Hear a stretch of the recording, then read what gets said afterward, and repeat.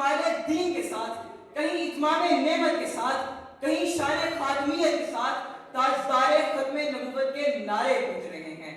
عقیدہ ختم نبوت اسلام کے اصلی دشمنوں کی آنکھ میں ازل سے کھٹکتا رہا ہے۔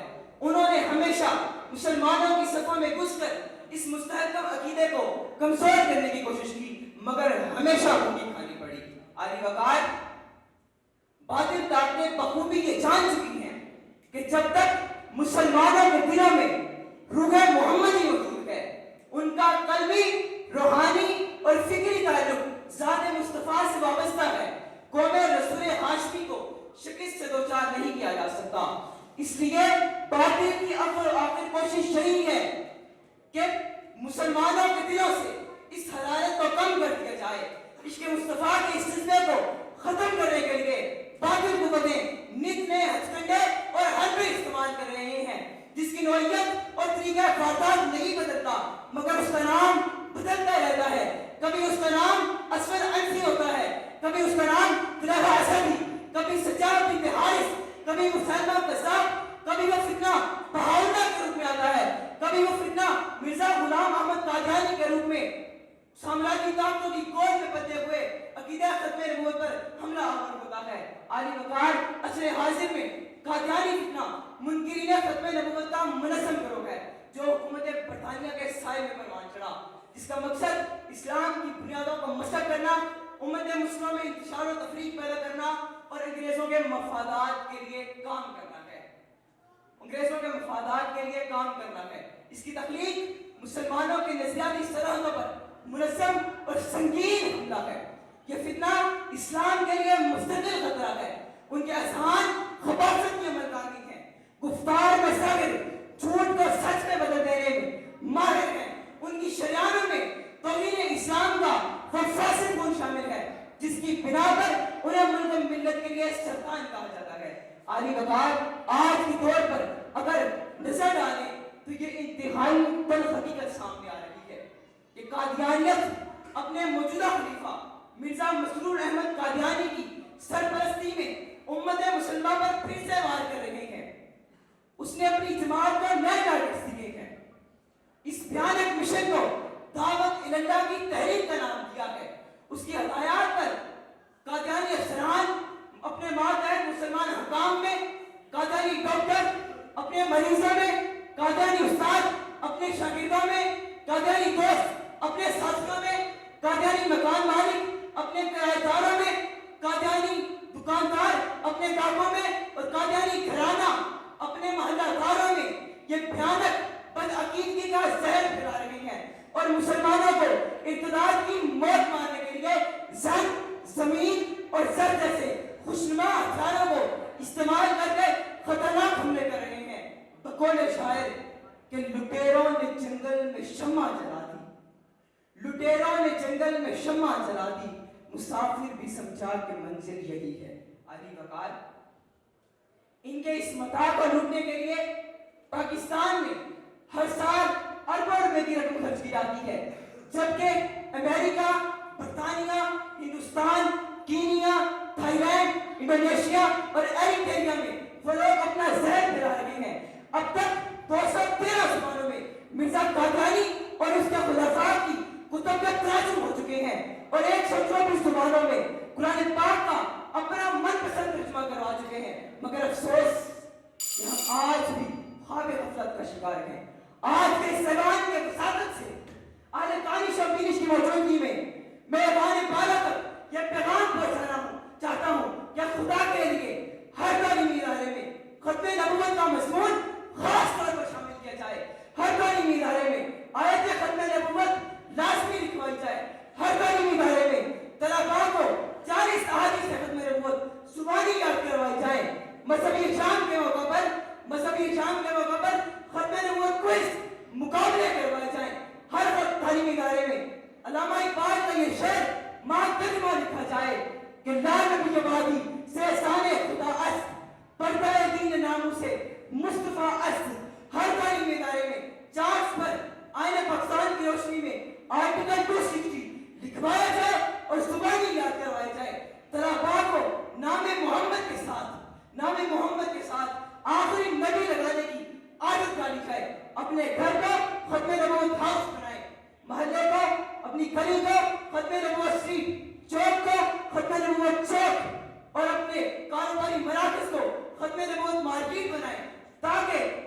معاشرتی ماحول کو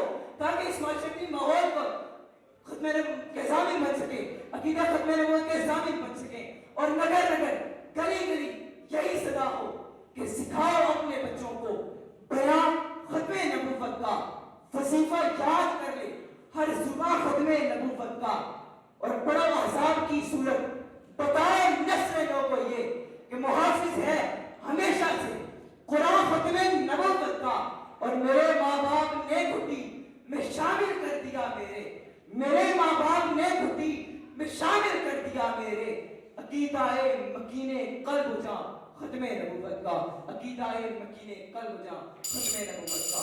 سماعتوں کا شکریہ۔ بلا تاخیر تشریف لاتے ہیں رول نمبر 44۔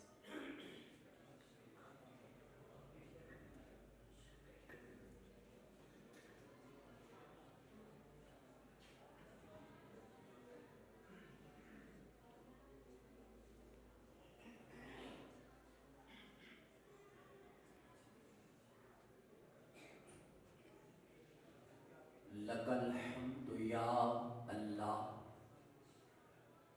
والصلاة والسلام علی رسول اللہ، بسم اللہ الرحمن الرحیم، ما کان محمد ابا احد من رجالکم ولکن رسول اللہ وخاتم النبیین، صدقت یا رب العالمین۔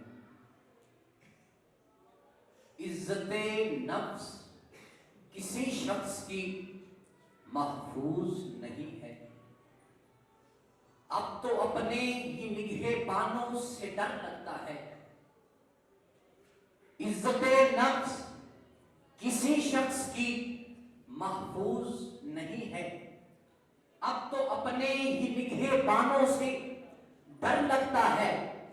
ڈنکے کی چوٹ پہ ظالم کو برا کہتا ہوں، نہ سولی نہ زندان سے ڈر لگتا ہے۔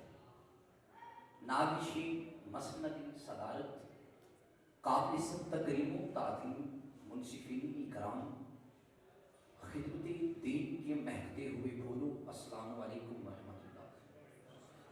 آج کے اس علم پرور ماحول میں میری تکلم کا محور قادیانیت کی یلغار اور اس کا صدی پاک، ندائے حق زہر کا پیالہ پی بھی لے تو خاموش نہیں رہتی صدر علی بکار۔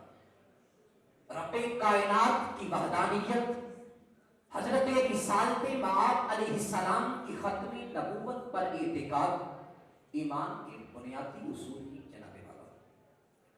جب تاریخ کے جھروکوں میں نظر ڈالتا ہوں تو دیکھتا ہوں کہ مسلمانوں کے عروج ظاہری اور باطنی کا راز بھی انہی دو اصولوں میں پنہاں ہے۔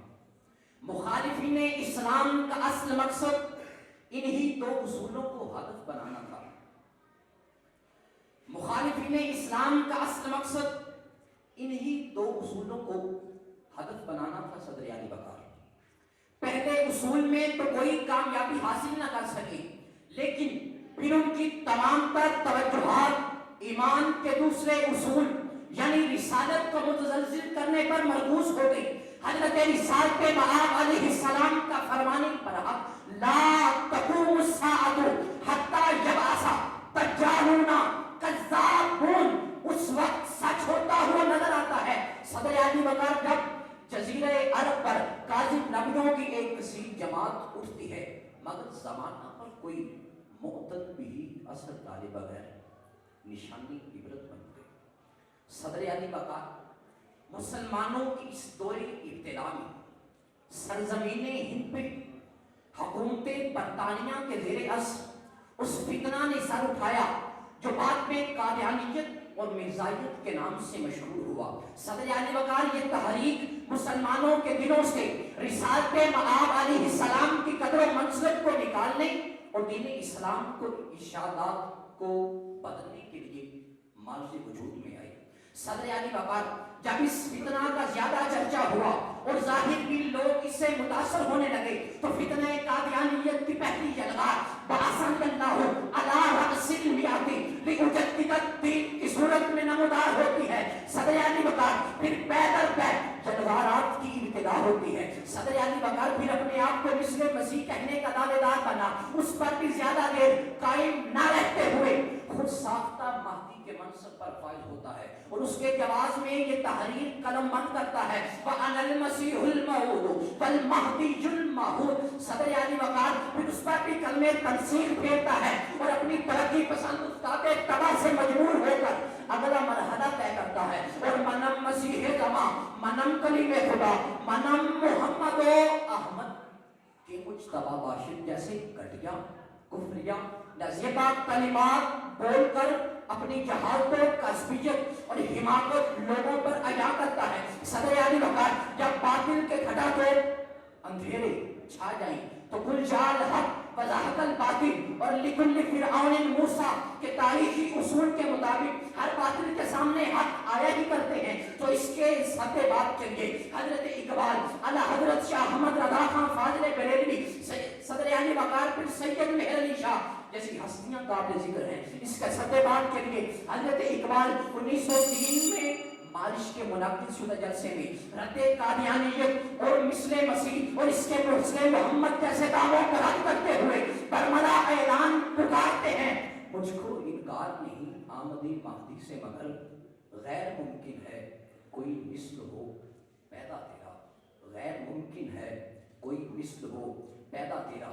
صدر علی وقار اس کا صدر باب ہوتا ہے جب اعلیٰ حضرت شاہ احمد رضا خان فاضل بریلوی رد قادیانیت اور اس کی کفریہ عبارات کا رد کرتے ہوئے السوء والعقاب علی المسیح الکذاب جیسی مایہ ناز تشریح پیش کرتے ہیں. صدر علی وقار اس کا